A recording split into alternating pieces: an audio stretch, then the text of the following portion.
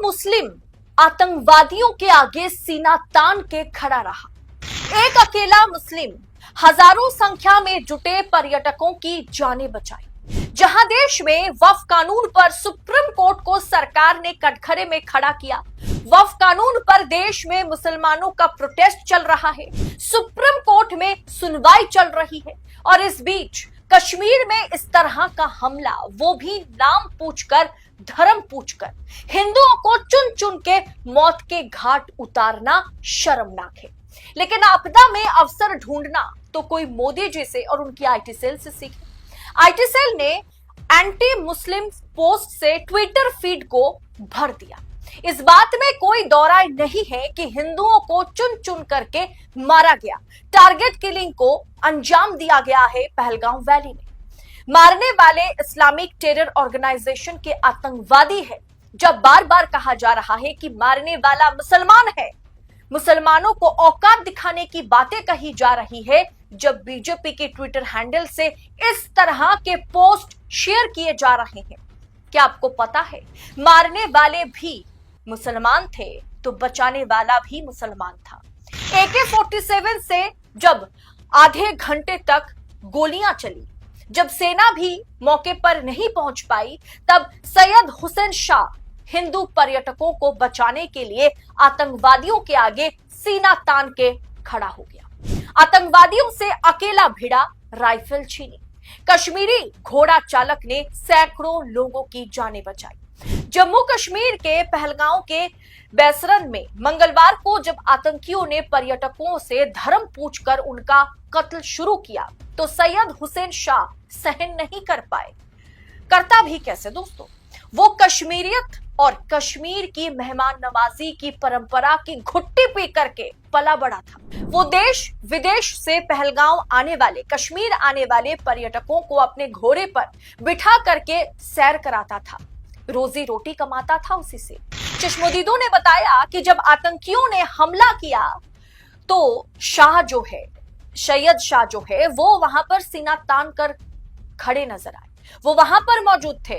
उसने आतंकियों को रोकते हुए कहा कि वो ऐसा ना करे, वो मासूम है, पर्यटक मासूम है, ये कश्मीरियों के मेहमान हैं, इससे कोई फर्क नहीं पड़ता कि इनका मजहब क्या है। लेकिन आतंकियों ने उसे धक्का मार के वहां से भगाने की कोशिश की। फिर भी सैयद हुसैन नहीं माने। वो सीना तान के खड़े रहे और पर्यटकों को कहते रहे कि आप लोग नीचे की ओर भागिए, जंगलों में भाग जाइए, और खुद वहां पर खड़ा रहा। तो आतंकवादियों ने भी उन्हें गोलियों से भून डाला। अगर सैयद हुसैन नहीं होते तो मौतों की संख्या न जाने कहां तक पहुंचती। उसे अन्य घायलों के साथ जब अस्पताल पहुंचाया गया तो उन्होंने तब तक दम तोड़ दिया था। आज हजारों कश्मीरी, सैकड़ों कश्मीरी जो है वो सड़कों पर उतरे हैं इस आतंकवादी हमले के खिलाफ विरोध प्रदर्शन करने, और ये सभी मुसलमान हैं। नाराए तकदीर अल्लाहू अकबर कहते हुए ये कश्मीरी मुसलमान हिंदुओं पर चलाई गई गोलियों का हिसाब मांग रहे हैं उन आतंकवादियों से।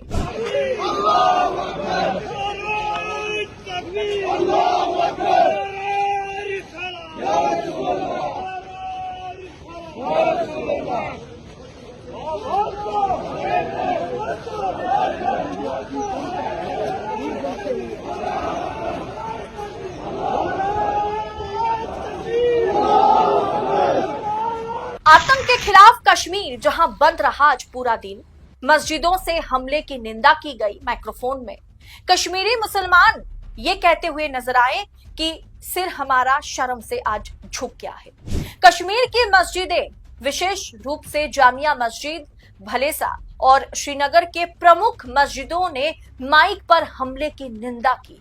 मौलवियों ने इसे इस्लाम और इंसानियत के खिलाफ कायराना हरकत बताया। श्रीनगर के एक मौलवी ने कहा कि कश्मीर मेहमानों की इज्जत करता है, यह हमला हमारी संस्कृति और शांति के खिलाफ है। इस हमले का हर कोई विरोध कर रहा है, निंदा कर रहा है, करना भी चाहिए, चाहे वो हिंदू हो, चाहे वो मुसलमान हो, चाहे वो सत्ता पक्ष के लोग हो, चाहे विपक्ष के लोग हो। लेकिन इस बात को भी आप नजरअंदाज नहीं कर सकते कि कश्मीर में धर्म पूछकर नरसंहार हुआ है, और इस बात को भी आप नजरअंदाज नहीं कर सकते पर्यटकों को बचाने वाला और आतंकवादियों से भिड़ने वाला भी, सीना तान के खड़े रहने वाला भी एक मुसलमान ही था। अगर सैयद हुसैन चाहता तो अपनी जान बचाकर वहां से भाग सकता था, और आतंकवादियों ने धर्म पूछकर हिंदुओं को टारगेट किया तो वो उस घोड़ा चालक को वहां से बड़े आसानी से जाने देता। लेकिन सैयद हुसैन ने ऐसा नहीं किया।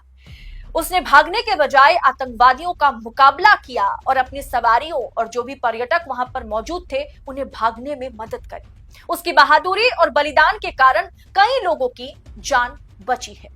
अगर वो आतंकियों का मुकाबला ना करता तो शायद यहाँ पर जितने लोग इतने लोग वहां पर मौजूद थे और भी ज्यादा, अभी तो 26 के आंकड़े हमारे सामने हैं, इससे भी ज्यादा शायद मौतें होती।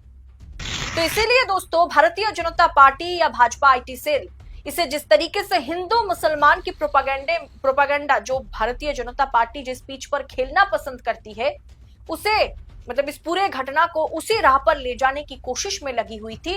ये उदाहरण और वाकई ये एक आप कह सकते हैं कि सैयद हुसैन शाह का ये बलिदान एक तरीके से हिंदू मुसलमान के ऊपर उठ के इंसानियत है। यानी एक तरीके से भारतीय जनता पार्टी जो राजनीति करने की कोशिश में लगी हुई थी उस पर एक जोर का तमाचा अंधभक्तों को गाल पर पड़ गया है। सैयद हुसैन शाह की ये खबर बाहर आने के बाद दुम दबा करके भाजपाई जो है सोशल मीडिया से भागने लगे। दोस्तों मैं आपसे अपील करूंगी कि जितना ज्यादा हो सके इस वीडियो को आगे फॉरवर्ड करें ताकि सरकार की जवाबदेही, क्योंकि इसकी जवाबदेही सरकार की है, जिम्मेदारी सरकार की है। इंटेलिजेंस ब्यूरो और तमाम जांच एजेंसियां, खुफिया एजेंसियां जो इस पर काम करती है, जिनका काम ही इस तरह के हमले को रोकना है, सवाल आज उनसे पूछा जाना चाहिए। खास करके सरकार से जो ये दावा करती है अब कश्मीर में कोई भी हमला, कोई भी आप कह सकते हैं कि एक्टिविटी, मिलिटेंट मूवमेंट नहीं होता है। सवाल उनसे पूछा जाएगा और हाँ, उन कश्मीरियों से भी सवाल पूछा जाएगा जो कश्मीर में रहकर आजाद भारत में, आजाद भारत का हिस्सा होने के बावजूद कश्मीर में रहकर भी जो पाकिस्तान के समर्थन में वहां की जिहादियों या वहां के आतंकवादियों का कश्मीर में रहकर समर्थन करते हैं। सवाल उनसे भी पूछा जाएगा। फिलहाल दोस्तों इस पूरे विषय को आप किस अंदाज में देख रहे हैं, कमेंट कर अपनी राय हमारे साथ साझा जरूर करें। सैयद हुसैन शाह पर आपकी राय क्या है, कमेंट बॉक्स में लिखिएगा। फिलहाल दीजिए इजाजत, इस रिपोर्ट में इतना ही। जल्द होगी मुलाकात। बहुत बहुत शुक्रिया आप